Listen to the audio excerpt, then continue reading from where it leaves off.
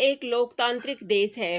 लोकतांत्रिक व्यवस्था में आम इंसान ही देश का असली मालिक होता है। इसलिए एक आम आदमी को यह जानने का हक है कि जो सरकार उसकी सेवा के लिए बनाई गई है, वह देश और हमारे लिए क्या, कहाँ और कैसे कर रही है। इसके साथ ही प्रत्येक आम नागरिक सरकार को चलाने के लिए टैक्स देता है। इसलिए एक आम आदमी को और भी हक मिलता है। वह जान सकता है कि उनका पैसा कहाँ खर्च किया जा रहा है। जनता के यह जानने का अधिकार ही सूचना का अधिकार है। इस कानून के पारित होने के बाद कई समाज सेवियों ने लोगों की सहायता की और वह आरटीआई एक्टिविस्ट कहलाए गए। सूचना का अधिकार क्या है? संविधान के अनुच्छेद 19(1) के तहत सूचना का अधिकार मौलिक अधिकारों का एक हिस्सा है।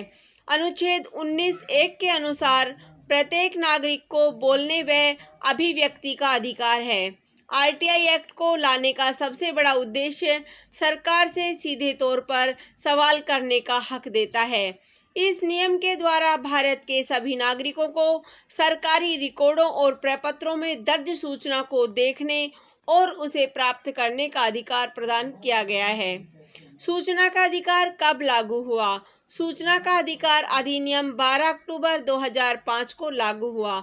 हालांकि 9 राज्य सरकारें इस कानून को पहले ही पारित कर चुकी थी। ये है जम्मू कश्मीर, दिल्ली, राजस्थान, मध्य प्रदेश, महाराष्ट्र, कर्नाटक, तमिलनाडु, असम और गोवा। आरटीआई एक्ट के अंतर्गत कौन कौन से विभागों से सूचनाएं प्राप्त की जा सकती है?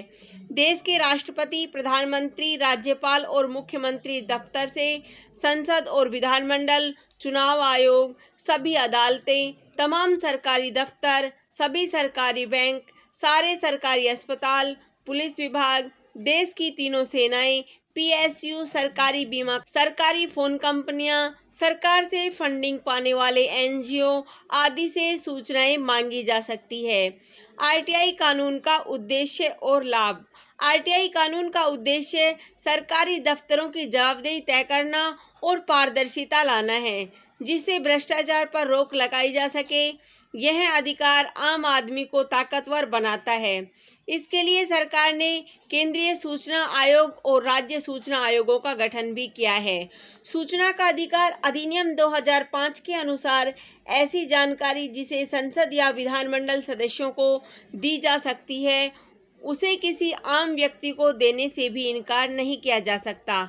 इसलिए अगर किसी अभिभावक के बच्चों के स्कूल टीचर अक्सर गैर हाजिर होते हों, आपके आसपास की सड़कें खराब हालत में हों, सरकारी अस्पतालों या हेल्थ सेंटरों में डॉक्टर या दवाइयां न हो, अफसर काम के नाम पर रिश्वत मांगे या फिर राशन की दुकान पर राशन न मिले, तो आप सूचना के अधिकार यानी आरटीआई के तहत ऐसी सूचनाएं पा सकते हैं। हर सरकारी महकमे में एक या ज़्यादा अधिकारियों को जन सूचना अधिकारी, पब्लिक इंफॉर्मेशन ऑफिसर यानी पीआईओ के रूप में अपॉइंट करना जरूरी है। आम नागरिकों द्वारा मांगी गई सूचना को समय पर उपलब्ध कराना इन अधिकारियों की जिम्मेदारी होती है। नागरिकों को डिस्क, टेप, वीडियो, कैसेट या किसी और इलेक्ट्रॉनिक या प्रिंट आउट के रूप में सूचना मांगने का हक, बशर्ते मांगी गई सूचना उस रूप में पहले से मौजूद हो। रिटेंशन पीरियड यानी जितने वक्त तक रिकॉर्ड सरकारी विभाग में रखने का प्रावधान हो, उतने वक्त तक की सूचनाएं मांगी जा सकती है। सूचना का अधिकार के उपयोग के मुख्य कारण। आरटीआई का उपयोग इन वजहों पर किया जा सकता है, जिसका वर्णन निम्नवत है। सरकारी सेवा में देर होने पर। आमतौर पर सरकारी सेवाएं सामान्य लोगों तक सेवाएं पहुंचाने में काफ़ी देरी करते हैं। इसका सबसे बड़ा कारण उस विभाग के कर्मचारियों द्वारा भ्रष्टाचार या लापरवाही होती है। मान लीजिए आपको राशन कार्ड बनवाने में परेशानी हो रही है या पासपोर्ट बनवाने में देरी हो रही है, तो आप इस कानून का प्रयोग करके अपने काम में हो रही देरी की वजह जान सकते हैं या काम को जल्दी करा सकते हैं। सूचना का अधिकार संबंधित इन बातों का रखें ध्यान। किसी भी विभाग से सूचना मांगते समय यह ध्यान रखें कि उस विभाग से सीधा सवाल पूछा जाए। सवाल घुमा फिरा कर नहीं पूछा पूछना चाहिए।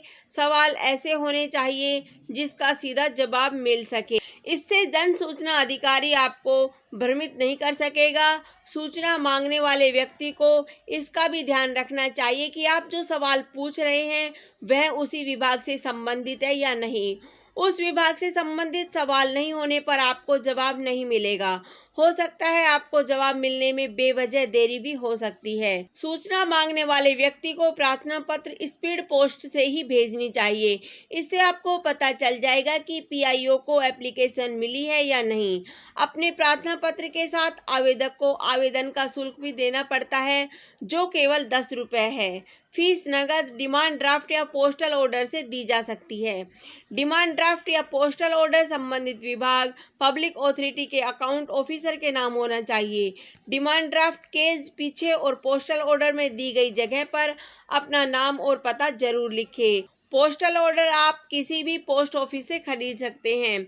गरीबी रेखा के नीचे की कैटेगरी में आने वाले आवेदक को किसी भी तरह की फीस देने की जरूरत नहीं है।